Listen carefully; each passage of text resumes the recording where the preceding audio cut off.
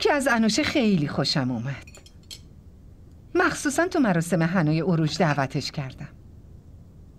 روحام میخوام تو هم حتما ببینیش. دانشجوی رشته بین الملله، به نظرم میتونه با سبک زندگیت سازگار باشه. انوشه دارین جدی میگین مامان؟ شما اون دختری رو برام انتخاب کردین که اصلا مثل دخترها نیست. دروغ میگم بابا؟ راستش دختر پیدا کردن کار خسته کننده ایه. من از انوشه خیلی خوشم میاد. دقیقاً زنده داشتم باید این خصوصیت رو داشته باشه. جذاب، استایلی و خوش صحبت. تو اونو ببین، حتما ازش خوشت میاد. شما دوتا چرا هوای ازدواج من به سرتون زده ها؟ منم دلم نمیخواست که خواهرم به این زودی ها ازدواج بکنه. همه چیز زمان خاص خودشو داره. من میخوام که به ازدواجت خیلی جدی فکر کنی. تا وقتی تو این ترمتو تموم کنی ما هم میتونیم کارهای ازدواجتو انجام بدیم. مامان لطفاً شما به خاطر ازدواج من با انوشه یا خانم سوپان حرف نمیزنین. اون سلیقه شماست نه سلیقه من.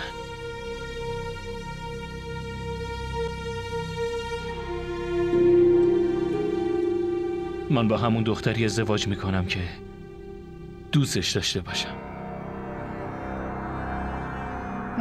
باشه. آره حتما باید دوستش داشته باشی، اما طبق معیارای ما باشه. تو هنوز اونو ندیدی. من مطمئنم وقتی ببینیش تصمیمتو عوض میکنی.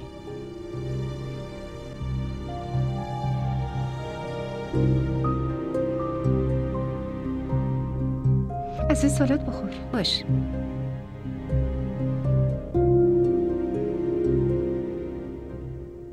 بابا شما میدونی نظر من عوض نمیشه. زندگی من مگه لباس تنمه که با سلیقه‌ای که دیگه عوضش کنم؟ تو خیلی خوب میدونی که ما اصلا عادت نداریم چیزی رو اجبار کنیم. مامانت اون هم جایگاهش و هم خانواده‌ش رو به خاطر رابطه صمیمیش با خانواده سوپان به خطر میندازه. هم به خودش ضرر میرسونه هم به تو. اینجوریه. این مشکل اونه بابا. میخواستم پزشکی بخونم ولی مجبورم که وارد تجارت بشم. باشه قبول، ولی نمیذارم احساسمو نبینه. مامانت تا همین امروز دوستی من و ابرار رو قبول نداشته.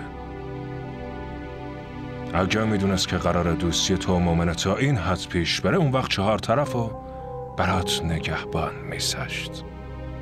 اون نگهبانا رو خودم هم میتونم ساکتشون کنم. به هر حال ازت یه خواهشی دارم. به مومنه هر قولی که دادی بهش عمل کن. من نمیخوام جلوی ابرار شرمنده بشم پسرم.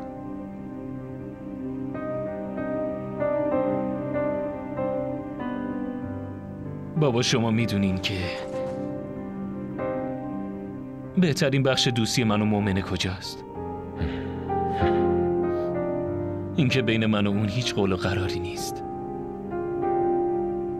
اما بازم وقتی میبینمش بیشتر از همیشه کنارش احساس خوشحالی میکنم.